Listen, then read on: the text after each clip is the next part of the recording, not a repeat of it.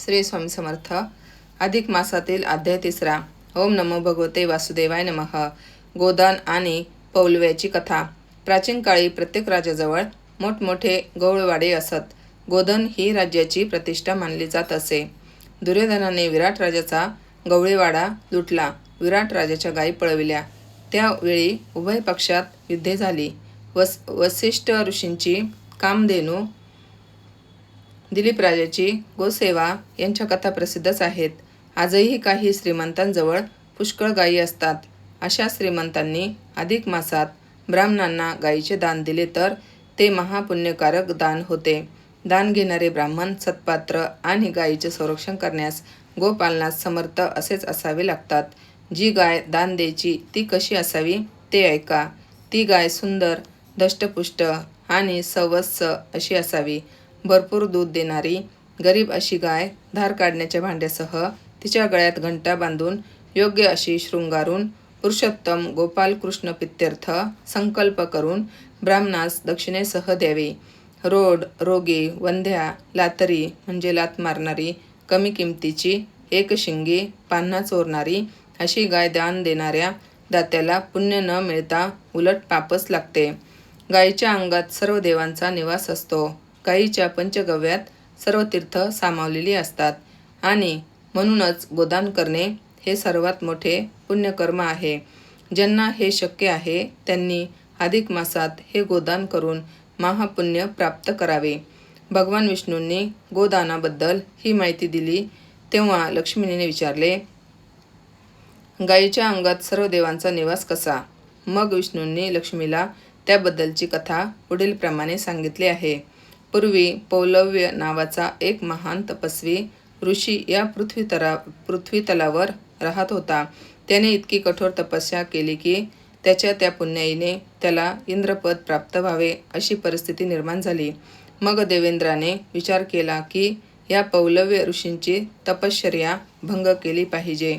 त्यासाठी त्याने काही सुंदर अशा अप्सरांना त्या कामगिरीवर पौलव्याकडे थेट पाठवून दिले. त्या अप्सरा पौलव्याच्या आश्रमात आल्या. नृत्य गायनाने त्यांनी पौलव्याच्या समाधीला भंग केलं. दृष्टादृष्ट झाली आणि पौलव्य ऋषी रागावून म्हणाले, तुमचा हा नखरा खरा नाही. हा नसता उद्योग करायला तुम्हाला कोणी सांगितले? ते खरे सांगाल तर ठीक, नाही तर मी तुम्हाला शापून भस्म करेन. ततपप करीत त्या म्हणाल्या, मुनिवर्य, हे कृत्य प्रत्यक्ष देवेंद्राची आज्ञा म्हणून आम्ही असं म्हणत त्या बोलत होत्या. असं तर मग त्या देवेंद्राला मी जाऊन भस्म करतो. असे म्हणून पौलव्यांनी हातात पाणी घेतले आणि मंत्र म्हणत प्रत्यक्ष देवेंद्रालाच पाचारण केले. पण काही केल्या देवेंद्र तेथे येईना, कारण तिकडे इंद्राचे आसन डळमळले. इंद्राला हुडहुडी भरली. तो तेथून पळून ब्रह्मदेवाकडे गेला आणि म्हणाला, पौलव्य ऋषीच्या शापापासून आमचे रक्षण करा. विष्णू म्हणाले, देवेंद्रा, अरे ऋषीमुनी ब्राह्मण यांचा छळ करण्याची सवय आता सोडून दे. पूर्वी तुझ्या ह्याच खोडीमुळे तुझी सर्व संपत्ती गेली होती आणि ती पुन्हा मिळवण्यासाठी समुद्र मंथनाचा खटाटोप सर्व देवांना करावा लागला. आता पुन्हा त्या पौलव्याचा राग. तिकडे पौलव्य ऋषी हातात पाणी घेऊन मंत्र म्हणत इंद्राला आवाहन करत होते.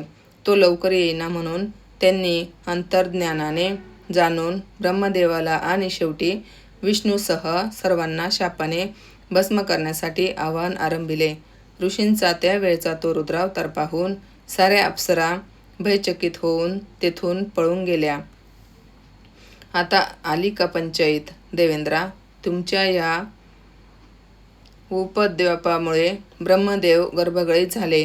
मलाही कापरे भरले. बापरे, आता चला महादेवांकडे. कोणतेही अरिष्ट स्वतःवर झेलणारे तेच बलिष्ठ देव आहेत. चला त्यांना शरण जाऊ. असे बोलून ब्रह्मा आणि इंद्रासह विष्णू शंकराकडे गेले. भोलेनाथ रामनाम जप करीत शांत बसले होते. तोच ओम नमः शिवाय असा घोष त्यांना ऐकू आला. ते तिघे त्यांना दिसले. येण्याचे कारण विचारले आणि त्यांचे बोलणे चालू असतानाच स्वतः शंकर भगवानांना कापरे भरले. भांग प्याल्यासारखे ते असंबद्ध बडबडू लागले. अनर्थ झाला. मला काहीच सुचेना. कोण काय? विष्णू चकित होऊन म्हणाले, पाहिलेस ना देवेंद्रा, तुझ्या या ऋषी ब्राह्मण छळाच्या कारस्थानामुळे आम्ही तिन्ही देव संकटात सापडलो आहोत. स्वतः हे भोलेनाथ महादेव असून तेही गडबडून गेले आहेत पहा. ऋषी ब्राह्मणांचा राग मोठा कठीण असतो. अरे स्वतः मी ब्राह्मणांची लात माझ्या छातीवर झेललेली होती. शंकर म्हणाले, ते सारे जाऊ द्या. आता या अशा वेळी काय उपाय करावा ते सांगा. नीट विचार करा. विष्णू म्हणाले, आता एकच उपाय आहे. आपण सारे देव गोमातेच्या अंगात शिरू आणि निर्भय होऊ. कारण ऋषी ब्राह्मणांचा राग गायीवर मुळीच चालत नाही. तो विचार साऱ्यांना पटला आणि सारे देव मग पटापट गायीच्या शरीरात शिरले.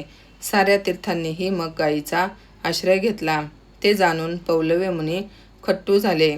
त्यांचा नाईलाज झाला. सारा उपायच खुंटला.